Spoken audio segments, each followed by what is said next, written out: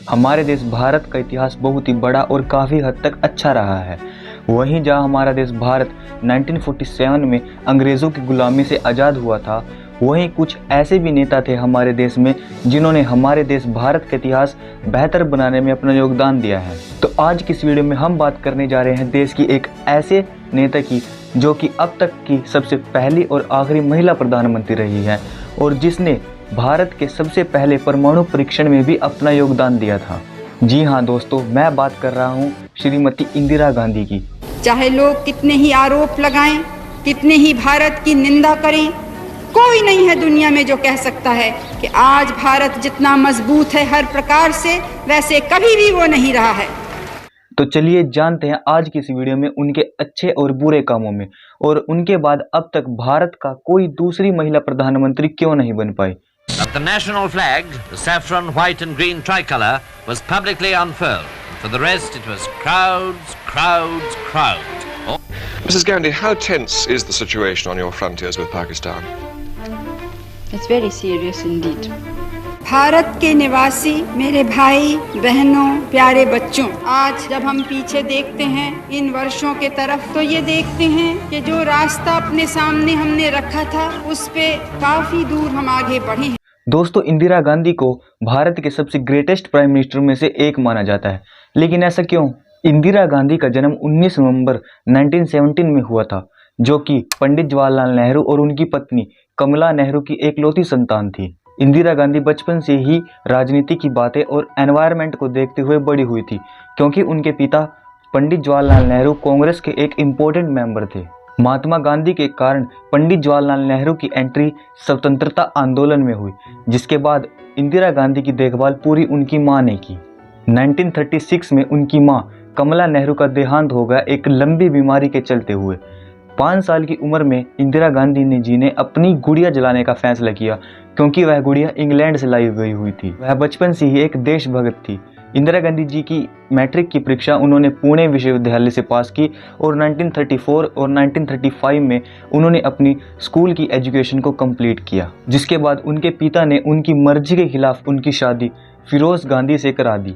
इंदिरा गांधी की लाइफ का सबसे इम्पोर्टेंट मोमेंट वो रहा है जब वह कांग्रेस मेंबर बनी थी। वह 1959 और 1960 में कांग्रेस की अध्यक्ष चुनी गई थी। जब पंडित जवाहरलाल नेहरू का देहांत 1964 में हुआ, तब उनको प्रधानमंत्री बनने का एक सुनहरा मौका दिया गया। आगे बढ़ते हुए हम उनकी नीतियों पर नजर डालते हैं जिनका उन्होंने नेतृत्व किया है। सन 1966 में जब श्रीमती गांधी प्रधानमंत्री बनी, तब मोरारजी उन्हें गूंगी गुड़िया बुलाते थे। 1969 में इंदिरा गांधी और मोरारजी देसाई के बीच काफ़ी तर्क वितर्क हुए और कई मुद्दों पर असहमति दिखाई गई हुई, जिसके कारण कांग्रेस जो है वो 2 हिस्सों में टूट गई थी और जुलाई 1969 में ही उन्होंने बैंकों का राष्ट्रीयकरण किया था। इसके बाद आता है हरित क्रांति यानी ग्रीन रेवोल्यूशन। शास्त्री और इंदिरा गांधी के द्वारा भारत में लाए गए नेहरू युग के लास्ट ईयर में खाने की बहुत कमी हुई, जिसके कारण राज्य में दंगे होना शुरू हो गए। 1966 में इंदिरा गांधी जी ने प्रधानमंत्री की कुर्सी को संभालते हुए इस मुद्दे को सरकार की प्राथमिकता बना दी। फिर इसके बाद आता है भारत पाकिस्तान 1971 वॉर। इंदिरा गांधी जी ने पाकिस्तान को एक ऐसा जख्म दिया है जिसकी टीस उसे सारी उम्र तक रहेगी। पाकिस्तान को यह जख्म 1971 बांग्लादेश वॉर में मिला था, जिसके बाद पाकिस्तान के 2 टुकड़े हो गए। इसका कारण था कि जो पूर्वी पाकिस्तान यानी कि जो आज बांग्लादेश है, उस पर पश्चिमी पाकिस्तान ने इतना जुल्म ढाया कि वहाँ के लोगों के रहना ही मुश्किल कर दिया। भारत और पाकिस्तान का जो 1971 वॉर है, उसकी बात हमने एक सेपरेट वीडियो में की है। अगर आप लोगों ने वो वीडियो नहीं देखी तो प्लीज़ जाकर जरूर देखना, उसका लिंक डिस्क्रिप्शन में आपको मिल जाएगा। जिसके बाद भारत और पाकिस्तान का युद्ध हुआ, जिसमें न सिर्फ पाकिस्तान की एक शर्मनाक हार हुई, उसमें उसके 90,000 सैनिकों ने भी सरेंडर किया, जो कि अब तक का सबसे बड़ा सैन्य सरेंडर माना जाता है। इसके बाद आता है 1974 पोखरण परमाणु परीक्षण। 18 मई 1974 भारत के इतिहास के सबसे सुनहरे दिनों में से एक माना जाता है, क्योंकि इस दिन भारत ने अपना पहला परमाणु परीक्षण कर पूरी दुनिया को हैरत में डाल दिया था। इस परीक्षण का नाम दिया गया था स्माइलिंग बुद्धा। यह दिन भारत के इतिहास के सबसे गोल्डन डेज में से एक माना जाता है, लेकिन वो कहते हैं ना कि हर एक अच्छे दिन के बाद बुरा दिन जरूर आता है, और यहाँ पर बुरा दिन था emergency. A little over midnight on June 26, 1975, the then Prime Minister Indira Gandhi made this announcement that you're about to hear on the All India Radio. The President has proclaimed emergency.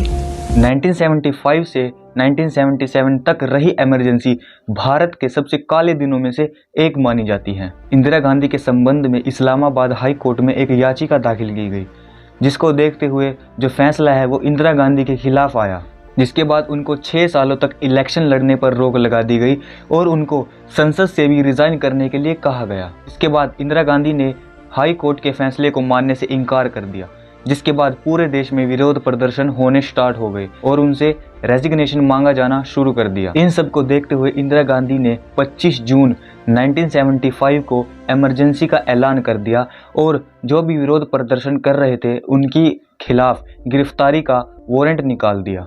Bharat लोकतंत्र के इतिहास में इस दिन को सबसे काला दिन माना जाता है। ये इमरजेंसी करीब 19 महीनों तक रही थी। के अलावा भी इंदिरा गांधी जी ने काफ़ी इम्पोर्टेंट ऑपरेशंस में अपना योगदान दिया है, जिनमें से है 1984 में हुआ ऑपरेशन मेघदूत और 1984 में ही हुआ ऑपरेशन ब्लू स्टार। इसके बाद अक्टूबर 1984 में ही इंदिरा गांधी जी को उनके 2 बॉडीगार्ड सतवंत सिंह और बेंत सिंह ने गोलियां मारकर उनकी हत्या कर दी, क्योंकि वह खालिस्तान के खिलाफ थी और खालिस्तान के मास्टरमाइंड जरनैल सिंह भिंडरेवाला को ऑपरेशन ब्लू स्टार में उन्होंने मरवा दिया था। वैसे अगर आप लोग खालिस्तान के बारे में जानना चाहते हो तो आप लोग हमारी इस वीडियो को जरूर देखना, जिसमें हमने खालिस्तान की हिस्ट्री से लेकर अमृतपाल सिंह कौन है वहां तक बताया है। अगर आपको इंटरेस्ट हो तो प्लीज़ जाकर जरूर देखना, आपको इन वीडियो का लिंक भी डिस्क्रिप्शन में मिल जाएगा। तो ये सब था इंदिरा गांधी जी के बारे में।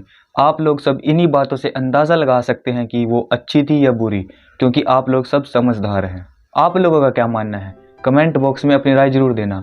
और हाँ, हमने एक कैंपेन स्टार्ट की हुई है, जिसमें जब हमारे चैनल पर 1000 सब्सक्राइबर पूरे हो जाएंगे तब हम 100 ट्री प्लांट करेंगे। तो प्लीज़ हमें सपोर्ट कीजिए for the nature, for the country. तब तक के लिए जय हिंद।